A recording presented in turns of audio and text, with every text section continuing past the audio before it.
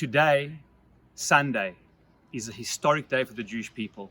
I'm literally standing on a pre-organized visit in a kibbutz in the south called Ruchama, the very kibbutz where the residents of Kfar Aza in these houses around have been relocated, waiting for the right time eventually to go back to the war-torn and destroyed Kfar Aza.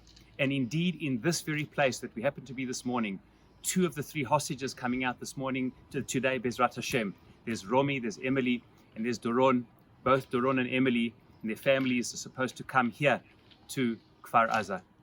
We also heard this morning that Oron Shaul, 10.5 years, a soldier whose body has been waiting to come back for burial, has also come back. It's a historic day, a happy day, a day of Shechianu, a day of Atov HaMeitiv, like when those who died in Beitar were brought for burial in the time of Rabbi Akiva. Chazal instituted Hatov HaMeitiv, the bracha, in benching. But it's also a sad, painful day. It's a day that still 64 hostages remain in Gaza, including members of our tank alive, Matan, our son Daniel and Itai and others, need to be brought for burial. And for at least 40 days, they will remain to be there. Negotiations only start in 16 days. So many are left behind. One person's simcha is another person's pain. It's bittersweet. Additionally, we know that today, it's the beginning of the release of terrible terrorists, people with so much blood in their hands, people who have killed so many people, people who have raped and murdered. So many people over the last 20 years are being released today and over the coming weeks. And we know there's a strong likelihood that not only such a terrible thing to release people, this injustice of releasing people who've murdered people, but also so many of them return to terror. And therefore, it could be, God forbid, that others will die because of what happened in this day. It's a terrible, challenging, bittersweet day, incredible happiness, but incredible challenge and sadness. But I want to say, we have to embrace these together, because you see, what happened today and over the last 15 months is a result of where we already, to an extent, lost part of the war on Simchat Torah, October 7th. The Mobus Hamas did what they did, not only in the murder of over 1,200 people, but the taking of 250 hostages, which we tried everything possible, militarily, diplomatically, to bring them back for 15 months.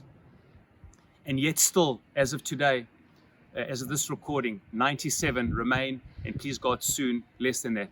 So there was always going to be a situation, unless it was going to be the most incredible miracle, that we're going to have to get them back in some way. Yes, it's a deal with the devil. Yes, we're paying a price. Yes, it is horrific. But what are we supposed to do? Leave our children and to die in Gaza? It's not Medinat Yisrael or the government who created this reality. It is Hamas who did. And therefore, I say that in politics and in leadership, instead of looking at things in black and white, we right and they wrong, sons of light, sons of darkness, the reality created on October 7th, regardless today of who is to blame for it, the reality is that once our sons and daughters and parents and grandparents are hostages in Gaza, are we going to leave them to die? Is that what Jewish Arvut Hadadit and Jewish camaraderie is about? Is that what Ahavat Yisrael is about? And yes, it is a terrible deal. And yes, it is horrific. And yes, it's a deal with the devil. And none of this should happen. But neither should hostages have taken. And once they've been taken, what are we going to do? Which human being and which Jew? And indeed, I believe it's part of the light unto the nations. It's only the Jewish people who would ever pay such a price for our own. This is what it means to teach the Jewish people what it means that Or LaGoyim, what the meaning of one Jew is, all for one and one for all, to teach the world that not only is every Jew, but every human being is created in the image of God, and what we do for our own, it's a deal with the devil. There's no way around that. This is the Hamas Nazi-like, and in some ways worse, not in terms of the magnitude, but in terms of how they publicized and how so many people are so happy about what they did, telling their mothers that they've killed Jews. It is a terrible consequence, but it's a happy day. It's a day of Pidyon Shvuyim.